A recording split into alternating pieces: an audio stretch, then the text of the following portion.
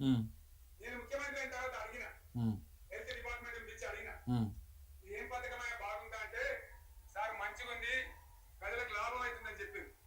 నేను చెప్పిన ఆ పథకాన్ని అట్లే పెట్టండి, ఆ పథకాన్ని మార్చకండి, ఆ పథకం అట్లే ఉండాలని చెప్పిన. అక్కడ చెప్పడం కాదు, నేను అసెంబ్లీలో చెప్పిన ఈ మా స్కీమ్ కాదు, కాంగ్రెస్ గవర్నమెంట్ ప్రారంభించింది, దాని పేరు కూడా మేము మారుస్తలేము కానీ కొనసాగించాలని చెప్పినాం, కొనసాగించడం అని మీ అందరికి తెలుసు. ఇలా వీళ్ళు కేసీఆర్ ఆనవాళ్ళు లేకుండా చేస్తాం, కేసీఆర్ ముచ్చట లేకుండా చేస్తాం, చేస్తారా?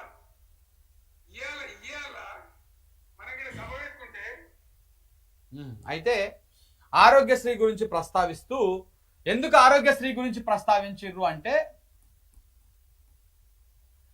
ఇది వైఎస్ఆర్ పెట్టినటువంటి పథకం, వైఎస్ రాజశేఖర రెడ్డి పెట్టినటువంటి పథకము. అప్పటి కాంగ్రెస్ ముఖ్యమంత్రి అయిన పెట్టి ఇది పేదలకు అక్కడికి వచ్చినటువంటి అంశమే కొంత. ఎందుకంటే ప్రతి పేదోడు ప్రైవేటు హాస్పిటల్కి పోడు, గవర్నమెంట్ హాస్పిటల్లో సరైనటువంటి వైద్యం అందదు.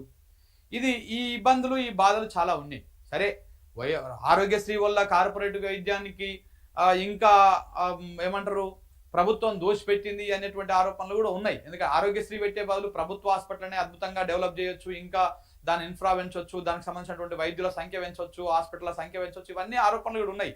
కానీ అది సుదీర్ఘమైనటువంటి జరిగేటువంటి వ్యవహారం. వెంటనే ఇమ్మీడియట్గా పేదోడికి వైద్యం అందాలి, పేదోడి ఆరోగ్యము మంచిగా ఉండాలనేటువంటి కార్యక్రమంతో ఆరోగ్యశ్రీ అనేటువంటి కార్యక్రమాన్ని వైఎస్ రాజశేఖర రెడ్డి పెట్టినప్పుడు ఈ పథకము తెలంగాణ రాష్ట్రం వచ్చిన తర్వాత మళ్ళీ కేసీఆర్ సీఎం అయిన తర్వాత ఈ పథకాన్ని గురించి ఆరాధించి ఈ ఆరోగ్యశ్రీ అనే పథకం ఏంది, దీని కథ ఏంది, ఎట్లా ఉన్నది, అది పేదలకు మంచిగానే పనికొస్తుందా పనికొస్తలేదు అంటే అధికారులు కేసీఆర్ దగ్గరికి వచ్చి సార్ అది మంచిగానే పనిచేస్తుంది, పేదోడికి గుండె జబ్బు వచ్చినా, కాలు నొచ్చినా, కడుపు నొచ్చినా, పెద్ద పెద్ద ఆపరేషన్లు అయినా ఏమైనా ఆరోగ్యశ్రీ మీద ఉపయోగం అవుతుంది, పేదోడు కొంత ఇబ్బందులు లేకుండా ఉంటున్నాడు అన్నప్పుడు దాన్ని ఈ పేరు కూడా మార్చకుండా దీన్ని ఇట్లనే కొనసాగించారు. నిజంగా కూడా కొనసాగించారు, ఇప్పుడు కూడా కొనసాగుతూనే ఉంది. ఇప్పుడు రాగానే మళ్ళీ రాజీవ్ ఆరోగ్యశ్రీ అని పెట్టుకురు వీళ్ళు, కానీ ఇప్పటి కూడా అట్లనే ఆరోగ్యశ్రీ పేరుతోనే కొనసాగుతూ ఉంది. అయితే ఎందుకు ఈ విషయాన్ని ప్రస్తావించారంటే కేసీఆర్ రైతు బంధు తెచ్చిండు, దీని పేరు మార్చిర్రు, దానికి ఉన్నదానికి టోకరా పెట్టిర్రు. రైతు బీమా నిజంగా ఇది ఉందా లేదా కూడా అర్థం కానటువంటి ఒక సంచయ పరిస్థితి ఉన్నది. దాంతోపాటు దళిత బంధు ఇది ఒక అద్భుతమైనటువంటి వెనకబడినటువంటి కుటుంబాలు, వెనకబడినటువంటి వర్గాలను పైకి తీసుకురావడం కోసం దళిత కుటుంబాలకు ఒక్కొక్క కుటుంబానికి 10 లక్షలు ఇచ్చేటువంటి స్కీమ్. అది ఒక 2 దశాబ్దాలు 3 ఒక తరాన్ని ముందు తీసుకొచ్చేటువంటి అంశం ఉంటుండే. ఒక 10 లక్షలు అంటే ఒక కుటుంబానికి అంత ఆషామాషి వ్యవహారం కాదు. ఆ కుటుంబము ఆ తరం మొత్తం వాళ్ళ జీవితమే మారిపోతుంది ఒక్కసారిగా. సో ఇట్లా ఒక అద్భుతమైనటువంటి స్కీమ్ తెస్తే దీన్ని మొత్తానికే లేకుండా చేసేసి పేరు మార్చుగా మొత్తానికి లేదు. కానీ ఎన్నికల్లో ఏం చెప్పారు, కేసీఆర్ 10 లక్షలు ఇచ్చిండు, మేము 15 లక్షలు ఇస్తామని చెప్పారు, పోయింది. ఇంకోటి గొర్రెల స్కీమ్ ఉంటుండే, ఆ గొర్రెల స్కీమ్ పోయింది. ఇట్లా చాలా స్కీమ్, కేసీఆర్ కిట్ ఉంటుండే, అది పోయింది. సరే కేసీఆర్ కిట్ పేరు మార్చో ఊరు మార్చో ఏదో ఒకటి మార్చని ఇవ్వాలి కదా, అది మొత్తం తీసిరు ఆ న్యూట్రిషన్ కిట్ని, అది పోయింది.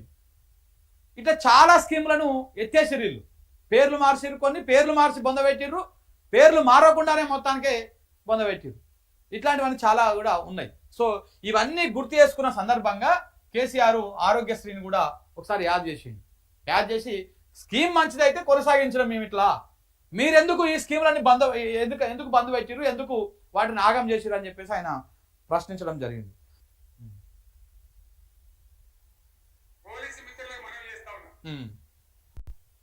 ప్రజాస్వామ్యంలో ప్రజలకు అడిగే హక్కుంటది, తప్పకుండా అడుగుతారు ప్రజలు.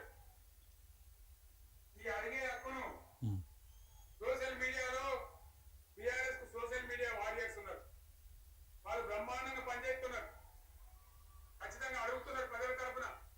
ఇంత అన్యాయం జరుగుతుంటే చూడలేక సోషల్ మీడియాలో పనిచేసే తెలంగాణ బిడ్డలు ఇది ఏమన్యాయమే ఎట్లా అని చెప్పి ప్రభుత్వాన్ని ప్రశ్నిస్తా ఉన్నారు.